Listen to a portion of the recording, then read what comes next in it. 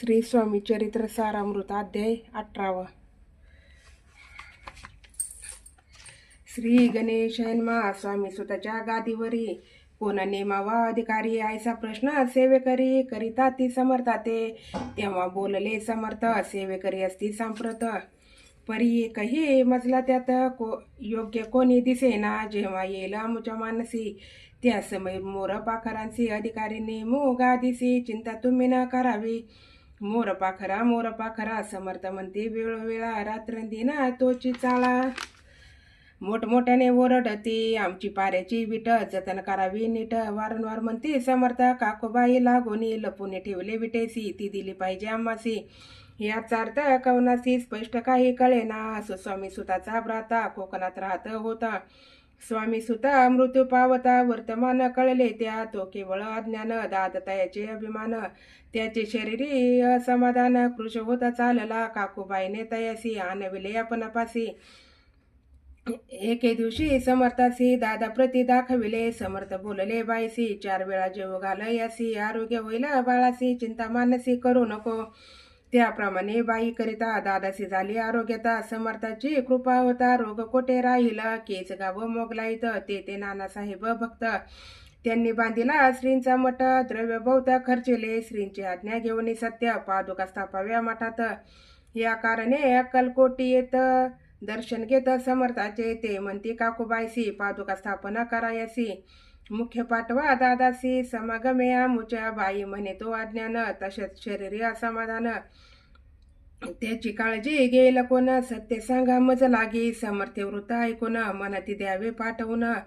बाळा आहे जरी अज्ञा तरी सांभाळू तयसी. समर्थ पुन्हाचे बाईसी बोलणे त्यात तुमचे काय गेले.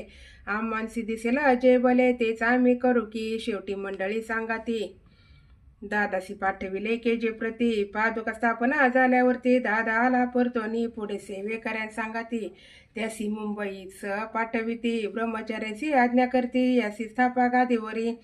दादासी करुणी गोसावी मुंबईची गादी चालवावी. स्वामी सुताची यास द्यावी कपनी जोळे निशान. ब्रह्मचारी दादासी उपदेशिती दिवसनिशी. गोसावी होऊन गादीसी चालवावे आपण. दादा जरी अज्ञान होता तरी अशा गोष्टी करिता. नाकारण मनेची सर्वता नरुची चित्ता त्याची. या परी ब्रह्मचार्यांनी पाहिली खटपट करोनी. शेवटी दादांसी मुंबईहून अक्कलकोटा पाठविले. समर्थ्याच्या समयासी आज्ञा केली भुजंगासी. घेऊन माझ्या पादुकांसी मस्तकी ठेवा दादाच्या. मोर्चेला आणून सत्वरी दारा म्हणती त्यावरी. आज्ञेप्रमाणे सेवेकरी करिता ते तैसेच. श्रींच्या पादुका शिरी पडता. उपरती झाली त्याच्या चित्ता. हृदय प्रगटला ज्ञान सविता. अज्ञान गेले लयते धन्य गुरुचे महिमान. पादुका स्पर्श करून झाले तात्काळ ब्रह्मज्ञान. काय धन्यता वर्णावी. असो दादाची पाहुनी वृत्ती. काकूबाई दचकली चित्ती. म्हणे समर्थे दादा प्रति वेड खचित लाविले. ती म्हणे जी समर्था आपणे काय करिता. दादाची शिरी ठेविता पादुका काय म्हणून. समर्थ बोलले तीसी जे बरी वाटेल आम्हासी. तिची करूया समयासी. व्यर्थ बडबडा करू नको. काकूबाई बोले वचन एकासी गोसावी बनवून. टाकीला आपण मारून युतकेची पुरे झाले. ऐकून आयशा वचनाला समर्थासी क्रोध आला. गाला म्हणती बाईला खोड्या माझी सत्वरा. काकूबाईने आकांत करुणी मांडीला अनर्थ.